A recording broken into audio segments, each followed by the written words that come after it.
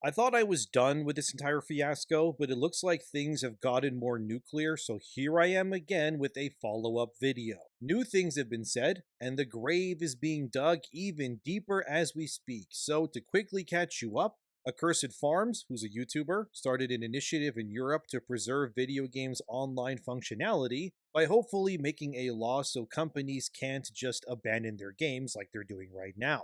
By the way, the link to that petition is also in the description of this video, and if you're a European resident and haven't signed it yet, you can go do that if you want to. Anyway, this movement became known as Stop Killing Games. It was gaining momentum until Pirate Software, who's another YouTuber and developer, decided to voice his opinions on the situation. He basically devoured the entire movement, said it was stupid and pointless, and that Stop Killing Games effectively lost a ton of its momentum, and many people online actually blame Pirate Software for being responsible for ruining that movement's momentum. Obviously, one look at his channel versus that of Accursed Farms, and Pirate has a far bigger reach subscriber-wise and such as well. But instead of helping video games be preserved, Pirate instead decided to cut the movement out and effectively try to destroy it. Which brings us to now. Pirate has been getting a ton of heat online for his comments, and he has now doubled, tripled, and I would even say quadrupled down on his stance that Stop Killing Games is wrong, and he doesn't think that video games should be preserved or playable because of financial upkeep as well as other things. Despite the fact, Pirate refuses to acknowledge that Accursed Farms has made it very clear in his movement that companies can also simply give the tools to the fans to make their own servers, effectively lifting that burden from these companies. But nope, no can do. And now Pirate Software has responded, and it's very lengthy, and well, let's get into it. Don't harass him, obviously, and all that other stuff, but here's what he said. He started by saying, "Been reading through all of the posts against me over my stance on the Stop Killing Games initiative. Tons of people calling me a liar or that I misrepresented the initiative. Also, lots of content creators dogpiling on this to get their pound of flesh. Let's dig into what I actually did and said. I put out 2 videos. These videos are linked at the bottom of this post. Many people have not watched them and are just calling me a liar or attacking my character. Give the videos a watch, read the initiative yourself, make a conclusion that you aren't copy-pasting from social media. Monetization on these videos is disabled, so no, this is not some ploy to increase revenue. I just care about this subject and have rightful concerns as a person working in this space. In the first video, I go through what an initiative is, how it's not law, and how it's a starting point for this entire process. This helps people understand that this is to start the conversation for change and can adapt later. I then go through the initiative and some of its goals from the official page. I then talk about the repercussions of them should they be implemented. As written, all games need to be left in a functional, playable state. Next, I bring up the crew and walk through the business around it, the sequels, and the size of the player base at time of sunset. I did this because it was called out by this initiative as an example of publishers destroying a game. I also harshly critique Accursed Farms' wording in his videos because they disparage the lawmaking process and lawmakers, which doesn't benefit players or this movement in any way. Let's stop there for a second because there's a lot to sift through. Firstly, he claims that people did not watch the videos and people are attacking his character. That he somehow didn't say that Stop Killing Games or Accursed Farms were wrong or anything like that. So, Moist Critical, or Penguin, or Charlie, however you call him, you know the guy, he's been in some beef with Pirate Software recently on this very topic. And in his video, around the 6-minute mark, Charlie shows a clip of Pirate Software responding to Accursed Farms' entire movement. I'll put the clip in this video here. Hopefully it doesn't get copyright struck, but here it is. And it's not like he's being very professional and polite about it, buttoned up. Listen to it. So this was my first encounter of him. Oh, this is actually really dumb. It's used car salesman garbage. This is It's Not only do I not want to back this, I'm going to actively tell people not to. That is awful. That is a horrible goddamn direction. That's awful, dude. Now, eat my entire ass. The level of stupid that I just had to receive was like sitting on Twitter for 12 hours. This sucks. That's a really stupid ass move. That's an incredibly stupid ass move. I think this is ass. This is complete garbage. All of this can eat it then. I drop the mask entirely. I have no qualms about that. They can eat my entire ass. The whole thing. That sounds stupid as shit. So, as you hopefully saw, and hopefully it's still in this video, Pirate Software actively said publicly that he will go against Stop Killing Games and wants it to fail because he disagrees with it so vehemently. Not only do I not want to back this, I'm going to actively tell people not to. So when he tries to now say in his lengthy public rant post on Twitter that I showed earlier and I'll get more into later, he's now trying to paint himself as misunderstood, but what he's done instead is unsuccessfully tried to run damage control to protect his brand or integrity while being absolutely exposed otherwise, which doesn't give his stance any leg to stand on, and just proves that the guy seriously believes that he's some gigabrain brainiac type, like we're all unevolved chimpanzees, basking in his brilliance. And that we all need to grovel and pray that Pirate Software may bless us with his knowledge. We're just so uninvolved, unlike him. Or at least that's how he's coming off here. This just doesn't really sound genuine at all. I said in my last video about this topic that I lost a lot of respect for Pirate Software, but seeing how he's doubling and tripling down, despite literal clips of his face and voice from his own videos, no one else did that. Those are his videos and his streams that are being used against him as evidence. That's a really stupid ass move. That's an incredibly stupid ass move. I think this is ass. It's only proving that this guy is not only wrong, but he just refuses to admit that he is. And it's just causing him more grief and loss of integrity by just continuing to go down this path. It kind of reminds me of how games journalists acted during Gamergate 2's highest points. How they would, despite having overwhelming evidence placed against them that such concepts were still ruining games. They would omit that information from articles on purpose, kind of like how so many articles refuse to admit that GG2 was started by a game developer and not players. The reason I bring that up is because in that scenario, they were gaslighting readers and viewers and they knew what they were doing. And they were filling their heads with misinformation aplenty, and Pirate Software is just doing the exact same thing here. You can't say people are attacking your character and misusing your words when you literally said what you said, man. And the fact that he is doubling down like this, like Jesus, man. Anyway, let's continue down this poop tunnel, fellas. So please make sure your hazmat suits are sealed properly. Let's continue. So Pirate Software then said via Twitter, I talk about potential scenarios where a studio could be abused if the initiative was implemented as written. It adds new paths for abuse, and that needs to be discussed to help hone this initiative into something that would do good without doing harm. I then explain that very few people in the game development space can actually discuss this from the other side due to fear of losing their jobs. A studio is much safer in silent dissent than they are discussing the drawbacks of your ideals. The recent attacks on our games is obvious evidence of this. To recap, my main issue with this initiative is that it is broad in its approach to change the industry and the exact language of the initiative, not the fact requests that all games stay in a functional playable state. Except not at all, Pirate, and you know that. Again, need to repeat that Accursed Farms made it very clear in his initiative that Stop Killing Games has the option to let developers and publishers give the tools to the players to do the work, meaning that the work and cost that you complain about is being circumvented, as one user would reply, although they said a lot.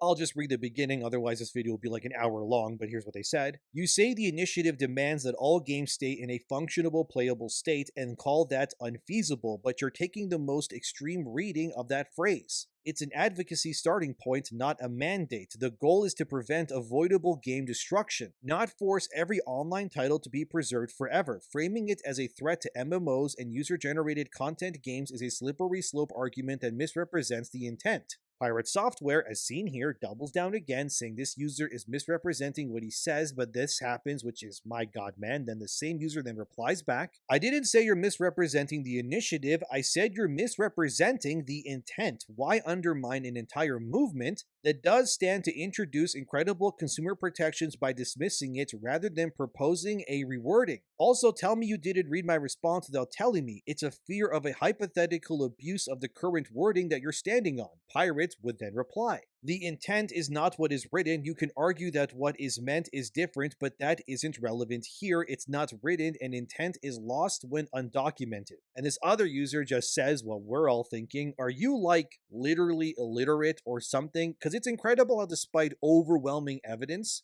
of Pirate Software just being in the wrong here, that the guy just refuses to budge. He would unironically argue with you that like drinking water is not beneficial to you, and if you called him out, he would try to gaslight you into thinking otherwise. Like, it's ridiculous.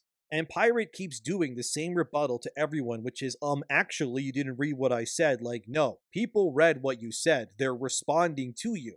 The only person here who doesn't understand, ironically, is you of all people, not them. Of course, not everyone was taking this seriously, like Meme Bastard here, who responds to Pirate Software simply saying, I'm gay, which, was a nice slice through the nonsense, but this nonsense keeps on going, so let's continue. Then an actual game dev responds to Pirate Software and claims that Pirate is also unable to understand what APIs do. APIs, by the way, stand for Application Programming Interface. It's pretty much software that is a set of rules that allows users to share and talk to one another. Okay, so now you know, here's what the dev said to Pirate Software. We can limit restructuring with APIs. In your example of MMOs, even end user communities have created their own APIs to facilitate when none existed. Sure, things may get depreciated and you need to update, adjust, etc., but that's part of the business of running a service that requires maintenance. You're doing it anyway. Build it smarter from the onset and you'll be fine. Wait until everything crumbles and you're toast. This is Dev 101 and starts before production. As a developer, you know that though, right? Next question. So this guy attacked Pirate's integrity, which he probably didn't like. Let's see how he responds. It seems like you might be talking about running a distributed architecture which doesn't work for all game services. You cannot do this when you need the source of truth to be kept from players to ensure a level playing ground. Outside of that, an API is just a communication bridge. What is your intent with an API and what would you be communicating over it that challenges the issues I brought up? The dev would fire back, and it's lengthy, but there's a part here where he says that is very important, where essentially they state that Pirate's inability to understand the situation and what people want out of Stop Killing Games is actually damaging the industry, and that as a game dev, he should understand that what's being asked is in fact not as complicated as he's claiming it to be. As he says there near the end, there are no reasons why it can't be done, there are only excuses. But I think it's here where Pirate's ego got most hurt, which is when Jack Vania, the same dev we've been looking at here for a bit, says this to Pirate. From one developer to another, you lack the intellectual octane to maneuver this space. Many games, specifically multiplayer games, solved 90% of preservation issues decades ago. We just stopped doing it so we could push customers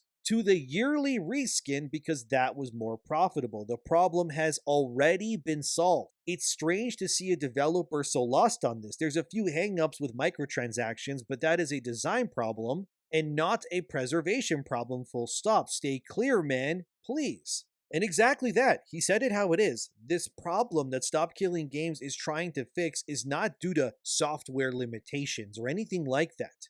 It falls solely on the fact that there are two ways that the game industry could go. One was that they would preserve everything rather easily, but they don't make as much money. Or two, which is the way things are going, is that they avoid this consumer-friendly future because they can't monopolize and, make billions off of it. Therefore, it's instead better to claim it's impossible to gaslight players into buying games again and again and so on. Anyway, Pirate Software not only refuses to admit that he's wrong, but continues to be disproven time and again that despite as much as he likes to think, he doesn't actually know what he's talking about. But his ego is so big because he keeps saying that his dad worked at Blizzard. Like, okay, that's your dad, not you, dude. And I always loathe people, by the way, who pull stupid stuff like that. Like, do you know who my dad is? I don't care who your dad is because your dad isn't you. You're a completely separate human being, so none of that matters to me. This just sounds like a guy who was raised with like a silver or golden spoon in his mouth from birth and was given every opportunity to succeed. Like, your dad worked at Blizzard and was a bigwig, and then you just happened to work at Blizzard too at some point. Yeah, you definitely didn't get hired as a Nepo baby. Come on, dude. And he clearly craves the acknowledgement and the praise of others, that he'll even make up a persona that paints him as some powerful figure or something. But then again, this is also the same guy who apparently solved Animal Well's secret ending, and no, I'm not kidding, and somehow knew exactly how to beat Outer Wilds the first time that he played that game with no outside help. And was able to come to the conclusion within minutes of first encountering these games and their problems. And then, as Sportskeeda posted here a while back, Pirate Software got accused of lying, cheating, and looking at game solutions off screen, and then pretended that he was so smart that he could figure out these games' most complex puzzles without, according to him, ever playing these games first or looking at a guide or anything. No, he's just that amazing, guys. Then even other YouTubers like Grappler is seen here exposed Pirate, where Grappler shows evidence that Pirate Software claims that he has 83 hours in Animal Well, but only streamed 40 hours of that game. Meaning, of course, more than half of his playtime was not broadcasted, and as his comment says here in Grappler's comment section, about the 83 hours thing, people corrected him in reply to his pinned comment to let him know it was actually 41, and guess what he did? He deleted those comments and repeated the 83 hours lie on stream. Why I'm bringing this up is to prove to you that Pirate Software is well known